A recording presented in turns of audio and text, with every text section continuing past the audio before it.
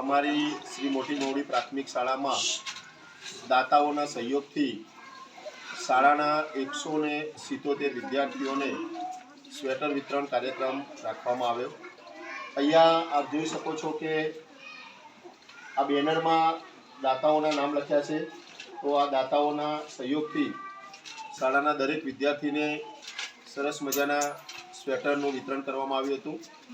સાથે શાળા પરિવારના સહયોગથી દરેક બાળકને શિયાળાની ઋતુમાં કચરિયા પાક ખવડાવવામાં આવ્યો હતો। સૌ દાતાઓને ખૂબ ખૂબ ધન્યવાદ અને શાળા પરિવારનો પણ આ તબક્કે હું ખૂબ ખૂબ ધન્યવાદ માનું છું।